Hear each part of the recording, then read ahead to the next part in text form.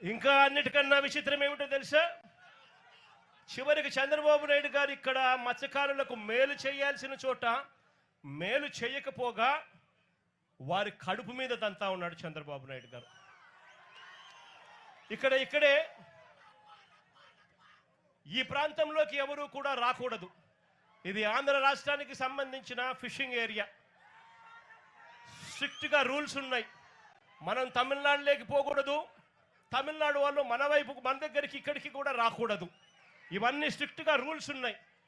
Rules ఉన్నా కూడా పక్కన తమిళనాడు నుంచి కరైకల్ ప్రాంతానికి చెందిన బోట్లు, మెకనైజ్డ్ బోట్లు మన ప్రాంతానికి ఇక్కడికి వచ్చి వాళ్ళు మెకనైజ్డ్ బోట్లతో ఇక్కడ మన మత్స్య సంపదనంతా కూడా తరలించుకొని పోతా ఉంటే మన వాళ్ళు కడుపు మండి, మన వాళ్ళు తినడానికి ఇబ్బంది పడే పరిస్థితుల్లో కడుపు మండి రాష్ట్ర ప్రభుత్వం పలకని పరిస్థితుల్లో ఆ బోట్లను మన మత్స్యకారుల దగ్గరుండి ఆ బోట్లను పట్టుకొని పోలీసులకు అప్పచెప్తే పోలీసులు ఆ బోట్ల మీద కేసులు కట్టి ఎఫ్ఐఆర్లు చేసి ఆ బోట్లను సీజ్ చేస్తే ఆ సీజ్ చేసిన ఆ బోట్లను, ఆ ఎఫ్ఐఆర్ కట్టిన ఆ బోట్లను చివరకు మళ్ళీ ఏమైంది?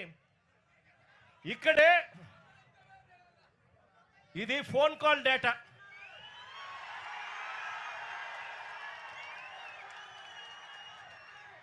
బీదా సోదరులు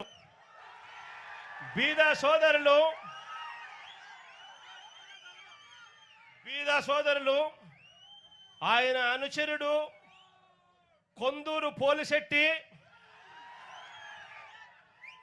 అక్కడ బోటు యజమానులు అశోక్, వీరి మధ్య జరిగిన సంభాషణలకు సంబంధించిన కాల్ డేటా, టెలిఫోన్లో మాట్లాడిన కాల్ డేటా, కాల్ నెంబర్లు,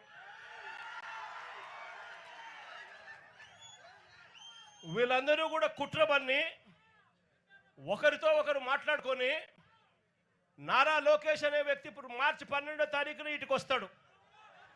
మార్చి 16వ తారీఖున ఈ బోట్లు ఇక్కడ నుంచి పోతాయి.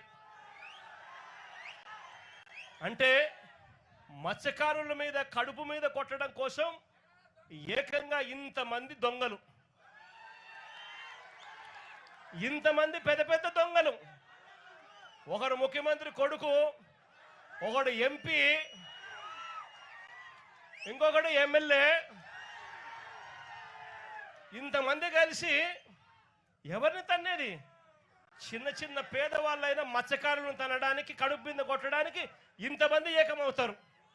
నేను అడుగుతా ఉన్నా, వాళ్ళ మధ్య జరిగిన టెలిఫోనిక్ ఫోన్ సంభాషణలు, కాల్ డేటాలు కూడా ఈ మాదిరిగా అందుబాటులో ఉంటే, ఈ డేటా అంతా కూడా కనిపిస్తూ ఉంటే ఒక్కరినన్నా అరెస్ట్ చేశారని అడుగుతా ఉన్నాను. అంటే బోట్లకు సీజ్ చేసి ఎఫ్ఐఆర్ చేసి సీజ్ చేసిన బోట్లను దగ్గరుండి అధికారంలో ఉన్న ఈ పెద్దలే వీళ్ళే దొంగతనం తీసుకొని పోతే వీళ్ళు చేసింది ఏమిటి అని అంటే కేవలం పోలీసులను కొంతమందిని ట్రాన్స్ఫర్ చేసినారు. ఇంతవరకు ఒక్కరిని అరెస్ట్ చేయలేదు. నేను చంద్రబాబు నాయుడు గారిని గట్టిగా అడుగుతా ఉన్నా, అయ్యా చంద్రబాబు నాయుడు గారు, బంగారం దొరికింది అని చెప్పి పోలీస్ స్టేషన్లో కేసు పెట్టి పోలీస్ స్టేషన్లో సీజ్ చేసి ఆ సీజ్ చేసిన ఆ బంగారాన్ని ఎవరైనా దొంగతనం చేసుకొని పోతే మీరు ఇట్లే ఇడిచిపెడతారా అని అడుగుతా ఉన్నాను చంద్రబాబు నాయుడు గారిని.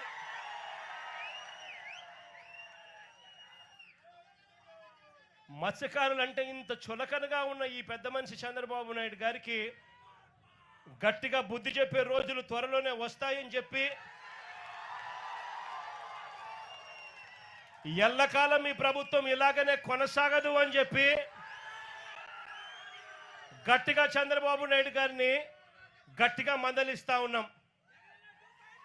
ఇదే పెద్ద మనిషి చంద్రబాబు నాయుడు గారికి చెప్తా ఉన్నా, ఇక్కడే ఎంపీలు ఫోన్లు చేస్తారు, కొంతమంది మత్స్యకారులకు 10 లక్షల రూపాయలు డబ్బులు ఇస్తారు, వాళ్ళ ఇల్లు కలిసి దొంగతనం చేసే దాంట్లో పాత్రదారులు అవుతారు. ముఖ్యమంత్రి కొడుకు దగ్గరుండి ఆశీస్సులు ఇస్తాడు. మార్చి 12వ తారీఖు ఆయన వచ్చి చేసుకోపోండి అని ఆశీస్సులు ఇస్తాడు. మార్చి 16వ తారీఖున దొంగతనం జరుగుతుంది. ఇంతకన్నా దిక్కుమాలిన ప్రభుత్వం ప్రపంచ చరిత్రలో ఇంకేదైనా ఉంటుందా అని అడుగుతా ఉన్నా మిమ్మల్ని అందరినీ కూడా. నేను అందరికీ కూడా ఒకటే చెప్తా ఉన్నా, చంద్రబాబు నాయుడు గారి వల్ల ఇవాళ రాష్ట్రంలోని ప్రతి సెక్షన్ కూడా, ప్రతి ఒక్కరూ కూడా ఈ పొద్దు చంద్రబాబు నాయుడు గారిని చీదరించుకుంటా ఉన్న పరిస్థితి. ఎన్నికలప్పుడేమో సూపర్ 6లని, సూపర్ 7లని, బాండ్లని ఇంటింటికి వచ్చి ప్రతి ఒక్కరిని మోసం చేశాడు. ఎన్నికలు అయిపోయిన తర్వాత గతంలో వైఎస్ఆర్సీపీ ప్రభుత్వంలో ఉన్న పథకాలన్నీ రద్దు చేశాడు. ఆయన పెడతానన్న బిర్యానీ కూడా తీసేసినాడు. చివరికి పలావ్ పోయింది, బిర్యానీ పోయింది. మరోవైపు చూస్తే చదువుకుంటున్న పిల్లలకు ఫీజులు అందక, ఫీజు రీయింబర్స్మెంట్, విద్యా దీవెన, వసతి దీవెన అందక పిల్లలు చదువులు మానేస్తా ఉన్న పరిస్థితులు. మరోవైపు చూస్తే గవర్నమెంట్ స్కూళ్ళు ఇవాళ అన్యాయమైన పరిస్థితిలోకి పోతా ఉన్న పరిస్థితులు. గోరుముద్ద కింద మనం తీసుకొచ్చిన పథకం ఈరోజు చిన్నారులు మంచి భోజనం కూడా పెట్టలేని పరిస్థితిలో ఈ రాష్ట్ర ప్రభుత్వం పనిచేస్తూ ఉంది. పిల్లల చేతుల్లో ట్యాబులు కనపడాల్సిన చోట ఇంగ్లీష్ మీడియం బడుల కింద గవర్నమెంట్ బడులు జరగాల్సిన చోట పిల్లలకు ఈరోజు నాసిరకం చదువులు అందుతా ఉన్నాయి. మరోవైపున చూస్తే ఆరోగ్యశ్రీ పథకం పూర్తిగా పడకేసింది. పేదవాడు ఈరోజు ఎక్కడైనా కూడా వైద్యం అందాలి అని అంటే లక్షలు ఈ పొద్దు పేదవాడు వైద్యం కోసం కడితే తప్ప వైద్యం అందని పరిస్థితి. ఇక్కడ కూడా నా దగ్గరికి ఎవరో ఒక బోర్డు పట్టుకొని వచ్చినారు, అన్నా నా పరిస్థితి ఇట్లుందన్నా, మా కుటుంబ సభ్యుల పరిస్థితి ఇట్లుంది అని చెప్పి ఇక్కడికి కూడా ఎవరో వచ్చి బోర్డు పట్టుకొని వచ్చినారు. అదే మన ప్రభుత్వ హయాంలో ఏకంగా ఆరోగ్యశ్రీని 25 లక్షల దాకా ఉచితంగా చేసే వైద్యాన్ని పెంచి 3300 ప్రొసీజర్లకు తీసుకొని పోయి ఏ పేదవాడికి వైద్యం బాగోలేకపోయినా కూడా ఆ పేదవాడి చిక్కటి చిరునవ్వుతో వైద్యం అందించిన పరిస్థితి నుంచి ఈరోజు నెట్వర్క్ హాస్పిటళ్ళు పేదవాడిని బోర్డు తిప్పేస్తా ఉన్న పరిస్థితిలోకి, ఈరోజు పేదవాడు కనపడితే బోర్డు తిప్పేస్తా ఉన్న పరిస్థితిలోకి ఈరోజు నెట్వర్క్ హాస్పిటల్ తయారయ్యాయంటే వైద్యమే స్థాయిలోకి దిగజారిందో చెప్పాల్సిన పనుల. మరోవైపున చూస్తే ఉచిత పంటల బీమా గాలికి ఎగిరిపోయింది. మరోవైపున రైతులకు ఏ ఒక్కరికి కూడా కనీస గిట్టుబాటు ధరలు రాని పరిస్థితిలో, ఏ పంటకు గిట్టుబాటు ధరలు రాని పరిస్థితిలో ఉంది. ఈరోజు రైతాంగం పరిస్థితి అత్తే.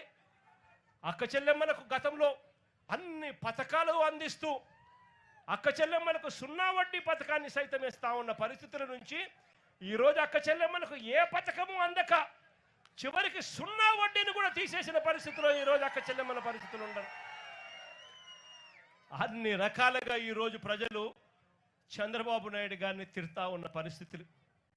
ఇలాంటి పరిస్థితుల మధ్య ఈ పెద్ద మనిషి చంద్రబాబు నాయుడు గారి ప్రభుత్వం దేవుడు చూస్తూ ఊరుకోడు, ప్రజలు దేవుడు మొట్టికాయలు వేసే రోజులు త్వరలోనే ఉందని చెబుతూ మీ అందరికీ కూడా భరోసా ఇస్తా ఉన్నా.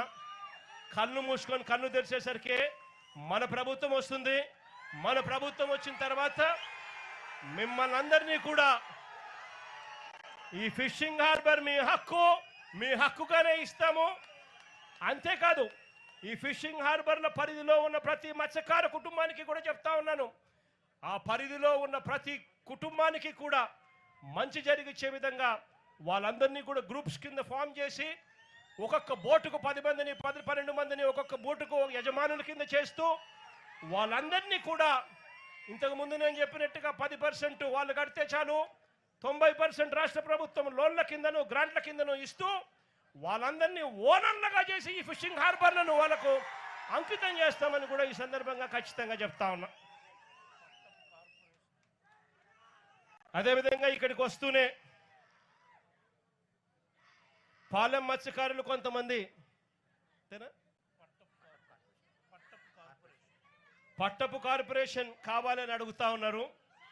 56 కార్పొరేషన్లు పేదల కోసం మన ప్రభుత్వ హయాంలో అడిగిన వాళ్ళకి ఎవరికి కూడా కాదనుకోకుండా కార్పొరేషన్ ఇచ్చాం.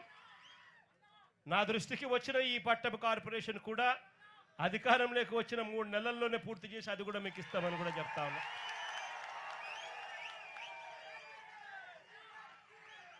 మరొకసారి మీ అందరికీ కూడా భరోసానిస్తూ మంచి జరగాలి, దేవుడు ఖచ్చితంగా మంచి జరిగిస్తాడు, కాస్త భరోసాను మీ అందరికీ ఇవ్వడం కోసం, మీ అందరితో మీ అందరి కష్టాల్లో పాలు పంచుకునే దానికోసం ఈరోజు మీకు సంఘీభావంగా ఈరోజు తెలపడం కోసం నేను వచ్చి మీ అందరికీ తోడుగా ఉన్నానని చెప్పి కూడా తెలియజేసుకుంటూ మీ అందరి ఆప్యాయతలకు పేరు పేరున మరొక్కసారి హృదయపూర్వకంగా 2 చేతులు జోడించి పేరు పేరున హృదయపూర్వకంగా కృతజ్ఞతలు తెలియజేసుకుంటూ సెలవు తీసుకుంటా ఉన్నాను.